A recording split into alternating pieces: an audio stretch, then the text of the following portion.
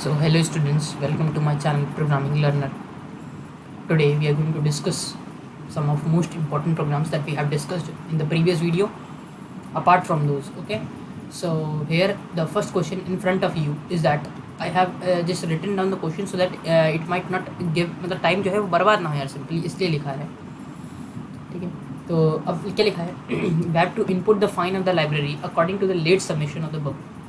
That means कि आपको यहाँ पे फ़ाइन निकालना है लाइब्रेरी से जितना आपने लेट सबमिट करा है बुक. तो यहाँ पे कॉलम बना हुआ है इस तरीके से. मैंने आपको पिछले उसमें भी कराया था कि यहाँ पे हमने दिया था सेल डिस्काउंट में, जहाँ पे मैंने एक टेबल इनपुट कराई थी. तो उस टाइप की टेबल है. तो एक्स्ट्रा डेज़ मैंने कहा, एक्स्ट्रा डेज़ मतलब जैसे मान लीजिए किसी लाइब्रेरी में होता है 7 दिन, किसी लाइब्रेरी में जो फ़ाइन होता है वो कितना होता है 12 दिन, वो सॉरी किसी लाइब्रेरी में जो फ़ाइन पड़ता है वो 7 दिन बाद पड़ता है, और किसी लाइब्रेरी में जो फ़ाइन पड़ता है वो 1 महीने बाद पड़ता है. तो आपको उस हिसाब से एडजस्ट कर लें. इन केस अगर आपसे कह रहा है कि भाई मैं अपने एक नॉर्मल कंसिडरेशन लेता हूँ 7 दिन बाद हमें बुक्स रिटर्न ले लेते हैं, ठीक है, तो less than equal to 5 extra days. That means कि 7 दिन मैंने ली, अब मान लो मैंने एक्स्ट्रा डेज़ में डाल दिए 4, मतलब कि वो लेस देन इक्वल टू 5 है, मतलब मुझे 4 दिन का सिर्फ 12 पड़ेगा. मैं 3 दिन करता तब भी 12 पड़ता, मैं 1 दिन करता तब भी 12 पड़ता. ठीक है, ये उसके लिए हो गया. नेक्स्ट 5 डेज़ का मतलब है कि उसके बाद मतलब जैसे 7 और 5 ये ऊपर वाले 5 पूरे हो गए, तो 7 और 5 12 दिन के बाद जितने भी नेक्स्ट 5 डे उनमें 5 रुपये पर डे के हिसाब से टैक्स लग रहा है. और नेक्स्ट 5 डेज़ में उसके अगले नेक्स्ट 5 डेज़ में दैट मीन्स कितने हो गए 15 डेज़ हो गए यार, सॉरी 12 और 5 कितना हुआ भाई 12, 7 और 5 यहाँ 12 हो गया, तो 12 और 5 कितना हुआ 13 14 15 16 17 हुआ. 17 + 5, ठीक है, दैट इज़ 22 डेज़ के बाद 17 से लेकर 22 डेज़ के बीच में आपने जितना एक्स्ट्रा जो है बुक को रखा है उतना आपके लिए 8 रुपये पर डे पड़ेगा. मतलब इस तरीके से है. प्रोग्राम ऊपर वाले प्रोग्राम से बिल्कुल चेंज है, ये वो प्रोग्राम नहीं है, ठीक है. तो इसलिए थोड़ा सा ध्यान देने की यहाँ पे ज़रूरत है. कोशिश ये करें कि आप कोड खुद लिख रहे हैं, क्योंकि कोड को खुद लिखना बहुत ज़्यादा ज़रूरी है. जब तक आप खुद नहीं लिखेंगे इस प्रोग्रामिंग को तब तक आप अटकेंगे, ठीक है. तो सबसे पहला हम क्या लिखेंगे, हम लिखेंगे प्रिंट. या हाँ ठीक है, प्रिंट करा दो या प्रिंट मत कराओ, सिंपली हम लिखेंगे नंबर ऑफ़ डेज़. हम लिखेंगे डेज़ इनपुट करा लेंगे. हम कहेंगे INT input enter the number of days, enter the number of days extra number of days डालने हैं. बाकी 7 दिन पे थोड़ी कोई फ़ाइन पड़ रहा था. समझ में आई बात. तो इस तरीके से अच्छा अब मैंने ये करा लिया. अब मैंने कहा अब कंडीशन लगाते हैं. अब हमने कहा कि अगर days less than equal to 5 है, 5 है, ठीक है, तो क्या हो जाए, तो हमारे पास जो एक फ़ाइन नाम का मैंने वेरिएबल बना ले रहा हूँ, और मैं कहूँगा फ़ाइन में जो है फ़ाइन इक्वल्स टू 1 × डेज़ हो जाए. क्यों 1 × डेज़ हो रहा है, या तो 1 × डे कर दो, या सॉरी डेटा में गलत है, ये 1 × 12 रुपये थोड़ी हो जाएगा, ये जगह 1 rupees per day, 1 rupees per day, 1 रुपी या 2 रुपी करो यार. 1 रुपी तो बहुत कम हो गया है ना. थोड़ा फ़ाइन बढ़ाते हैं, बच्चे रेगुलर रहेंगे इससे, क्यों है ना. इसको थोड़ा सा यार एक इंडेंटेशन, ठीक है. तो ये आ गया हमारा. क्या लिखेंगे, हम लिखेंगे 2 × डेज़, मतलब इतना जो है वो फ़ाइन पड़ जाएगा. मतलब अगर उसने डेज़ 2 डाले हैं तो 2 × 2 4, तो 4 रुपये से एक्स्ट्रा देने पड़ेंगे. आगे समझ इस तरीके से कैलकुलेट हो रहा है. सिमिलरली अगली कंडीशन हम लगाएंगे. अब अगली कंडीशन इंपॉर्टेंट इसलिए है क्योंकि कई बार हम क्या करते थे नेक्स्ट 15 डे हम नेक्स्ट 5 डेज़ के लिए लिखते हैं कि when the days are greater than equal to 5 and days is less than equal to, भाई ये लिखेंगे. तो सबसे पहले तो ये लिख लो कि डेज़ इज़ अब इक्वल टू ऊपर लग गया, तो यहाँ इक्वल टू लगाएंगे. हम लिखेंगे डेज़ इज़ ग्रेटर देन 5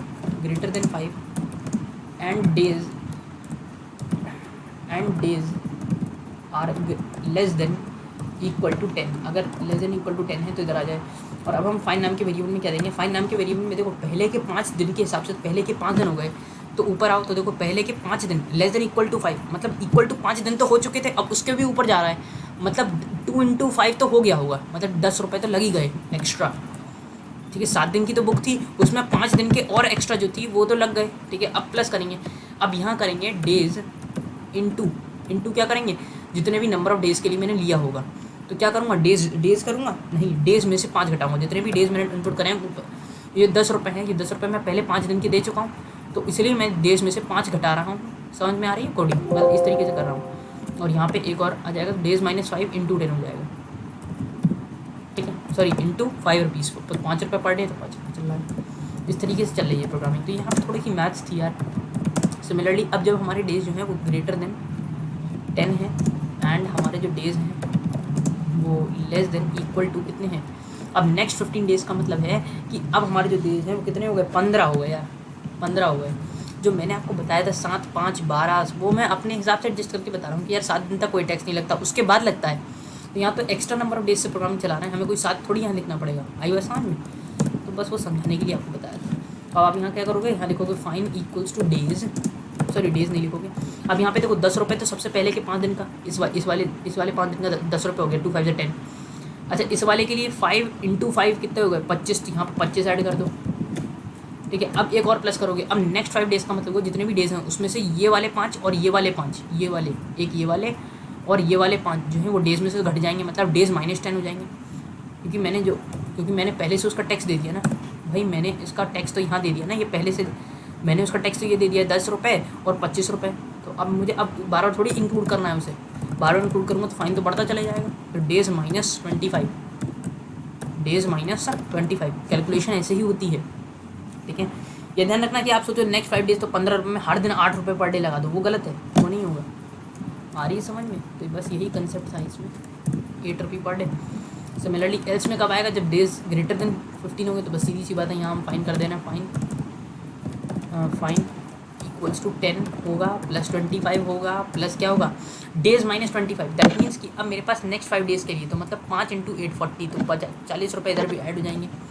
अब अबव 15, अगर अबव 15 एक भी दिन है तो 10 रुपये पर डे चार्ज कर दो, तो हम क्या कहेंगे, हम कहेंगे प्लस डेज़। अब यहाँ देखो कितने दिन हो रहे थे यार हमारे, जो सॉरी यहाँ 25 नहीं आएगा, यहाँ 25 नहीं आएगा, यहाँ आएगा 15 दिन, क्योंकि 15 दिन ही तो एक्स्ट्रा हुए सॉरी। और यहाँ कितने दिन एक्स्ट्रा होगा, 20 डेज़ एक्स्ट्रा हो गए भाई, है ना। समझ पा रहे हैं आप कि कितने दिन एक्स्ट्रा हो रहे हैं यार, सॉरी यहाँ 10 ही दिन एक्स्ट्रा हुए हैं यार, सॉरी गलती हो गई, कि यहाँ तो 5 दिन एक्स्ट्रा हैं। देखो इधर वाले में हमारे 5 दिन एक्स्ट्रा हैं, इधर वाले में कितने 10 दिन एक्स्ट्रा हैं, और फिर इधर वाले में अब 15 डेज़, मतलब 5 दिन और डिले हो रहा है, मतलब 15 आएगा इधर आंसर। क्लियर है? तो आप इसको ऐसे लिखो, ब्रैकेट डेज़ -15, ठीक है, डेज़ -15 इंटू, अब कितने रुपये के हिसाब से चल रहा है, 10 रुपये के हिसाब से चल रहा है, 10 कर दिया इस तरीके से। अब मैंने कहा प्रिंट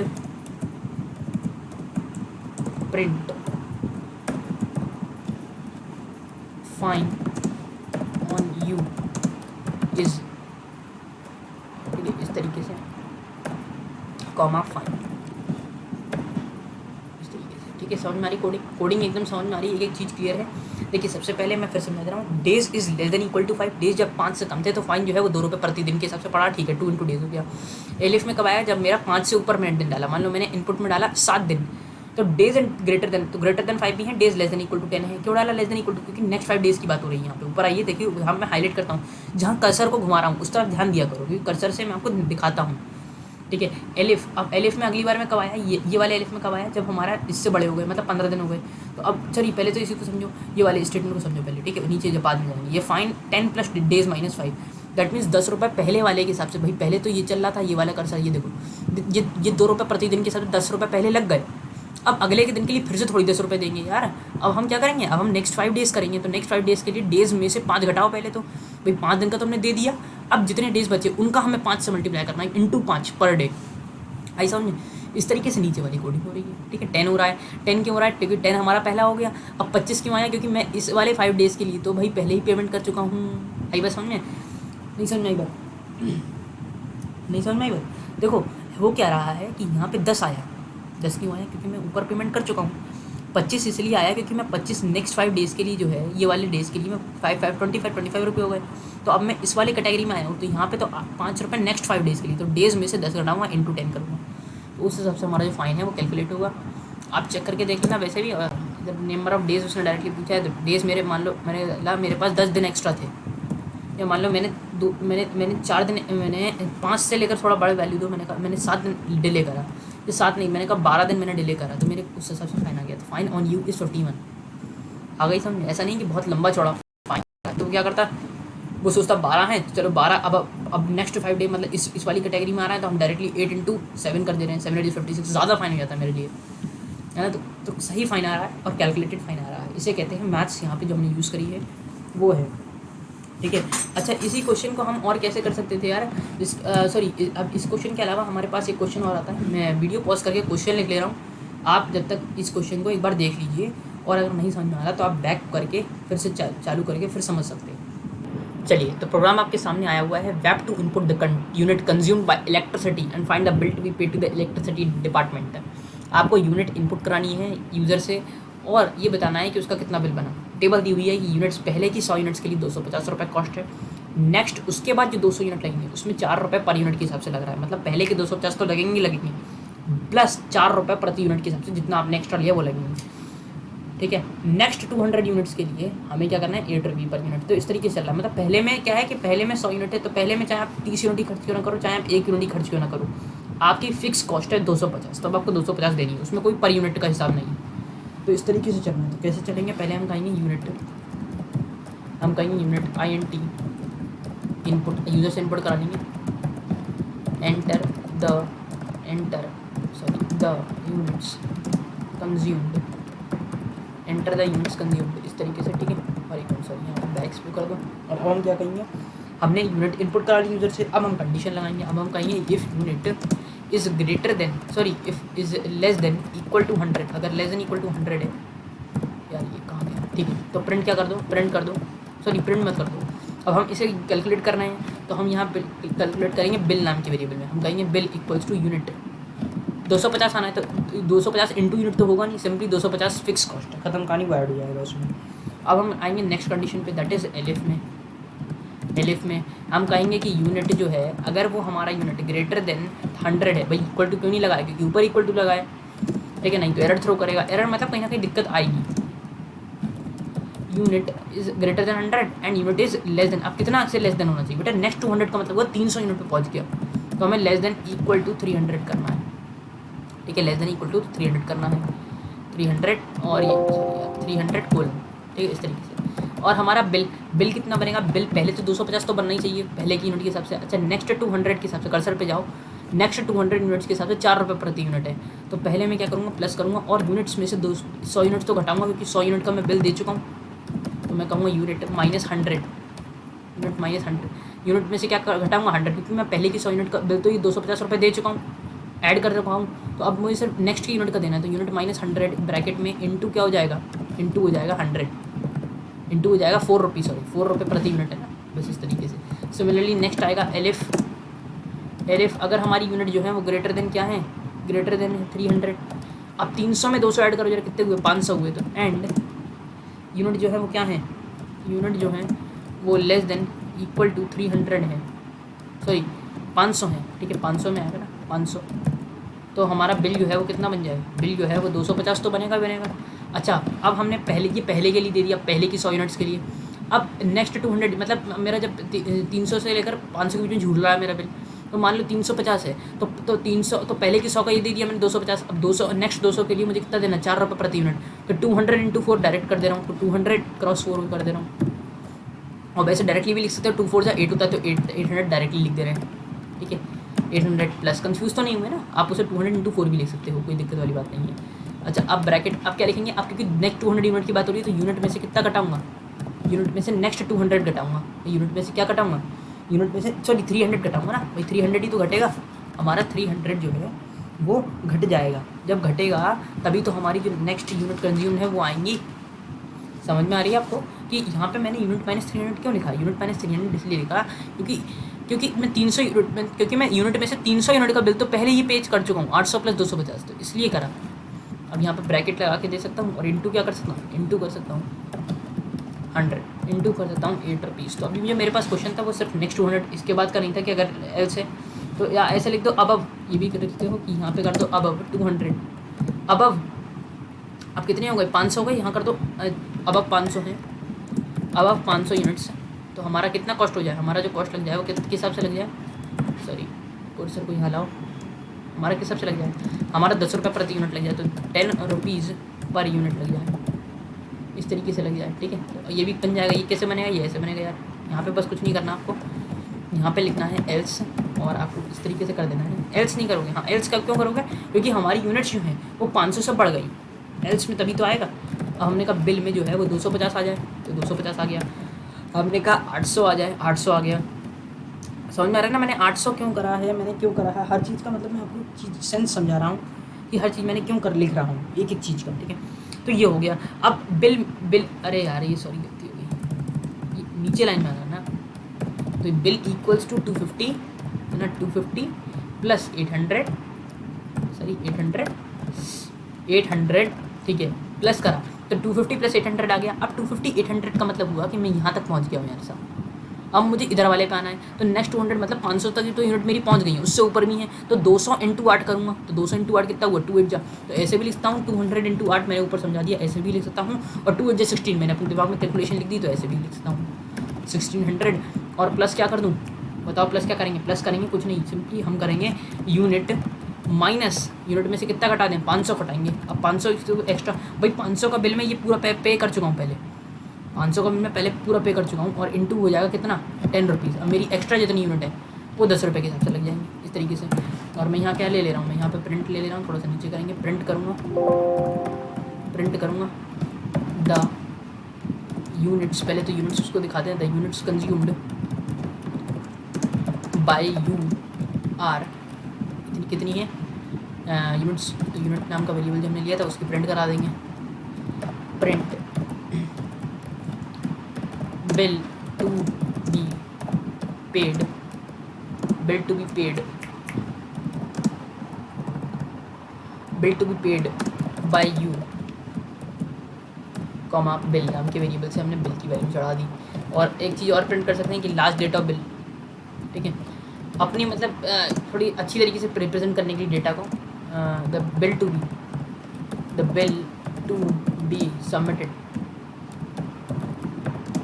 बिफोर ड्यू डेट। और यहाँ पे आप क्या लिख सकते हो यार, प्रिंट अगली लाइन में लिख सकते हो, प्रिंट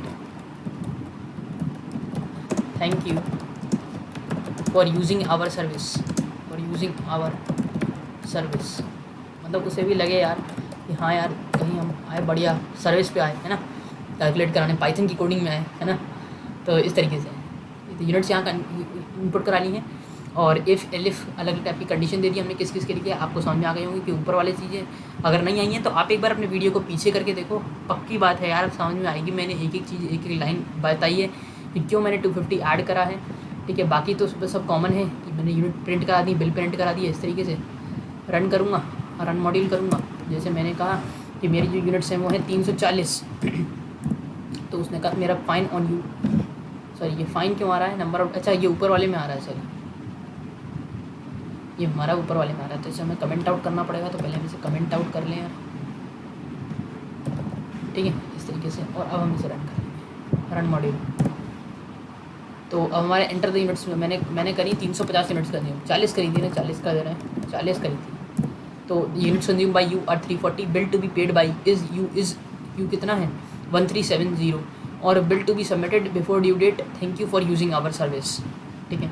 इस तरीके से लिख सकते हो, और चाहो तो आप ऐसे भी लिखते हो कि बिल और कॉमा इस तरीके से रुपी भी लिखते हो, डॉलर रुपी जो भी मतलब आपको वो दिख रहा है वो आप लगा सकते हो। यहाँ पे मैं डॉलर लगा दे रहा हूँ, डॉलर लगा देना, ठीक है।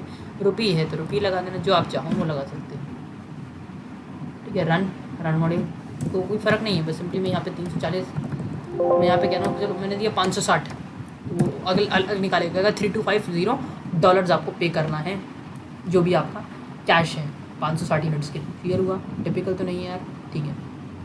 तो आई होप आपको ये चीज़ें समझ में आ गई होंगी। यहाँ पे आप डॉलर की जगह रुपी कर सकते हो, मतलब समझ में बस दिखाने के लिए यार, थैंक में करा तो वही थैंक, ठीक है। अब थैंक यू भाई हमने यूजिंग सर्विस के लिए भी बोला है, तो मैं आपके लिए भी एक थैंक यू बोलूँगा। क्या बोलूँगा देखना आप, thank you for what, for viewing my video, watching my video, viewing my video, thank you, है ना। आई होप आपको ये सब चीज़ें क्लियर हुई। मैंने इस वीडियो में 2 प्रोग्राम डिस्कस करें क्योंकि थोड़े से कंसेप्चुअल हैं, थोड़े बड़े हैं, ठीक है। तो आप इन प्रोग्राम्स को एक बार खुद प्रैक्टिस करिएगा, खुद लिखने की कोशिश करिएगा, ठीक है। इसके ऊपर एक ठीक है, इसमें मतलब क्वेश्चन अलग अलग तरीके से आप फ्रेम आउट कर सकते हो। कई बार ये आता है अलग अलग चीज़ों में आता है, इलेक्ट्रिसिटी बिल में आता है, लाइब्रेरी फाइन में आता, आ गया है ना। और एक जगह और आता है कि आपने इतना किलो जो है आपने आटा लिया है, उस हिसाब से आपको कैलकुलेट करना है, एक्स्ट्रा आपने कितना लिया तो उसके लिए, है ना। तो वो आपको दिखा दूँगा। टिकट सिस्टम के लिए में भी कई बार क्वेश्चन आता है, तो वो आपको दिखा दूँगा। अच्छा, एक क्वेश्चन हम आपको यहाँ पे होमवर्क में दे रहे हैं, क्या कि hatch web where input where to input 3 numbers, वही नंबर वही वाला प्रोग्राम है जो मैंने सबसे पहले दिया था, नंबर्स एंड फाइंड। बस ट्विस्ट क्या है कि यहाँ पे आपको सेकंड लार्जेस्ट फाइंड करना है। अगर नहीं आएगा तो पक्की बात है मैं आपको इसके अगले वीडियो नंबर 7 में डिस्कस करके रखूँगा, ठीक है। Find second largest number, miss मत करना, दोनों वीडियो सारे इंपॉर्टेंट है। इसके बाद भी जो क्वेश्चन आएंगे अगले वाले उसमें हम स्टार्ट करेंगे यार, एक क्वेश्चन तो करेंगे ही, बाकी कोशिश करेंगे थोड़ा सा रैंडम की तरफ हम अपना रुख करें, ठीक है। Second largest number from 3 among them, ठीक है, अमंग देम, इस तरीके से। तो आई होप आपको मेरा वीडियो समझ में आया, क्वेश्चंस समझ में आए, बढ़िया बढ़िया क्वेश्चंस लग रहा है कि हाँ मैं कोडिंग सीख रहा हूँ, ठीक है। लिखते रहिए, प्राइस करते रहिए। Thank you for watching my video, तब तक के लिए बाय बाय, रिवाइज करते रहिए।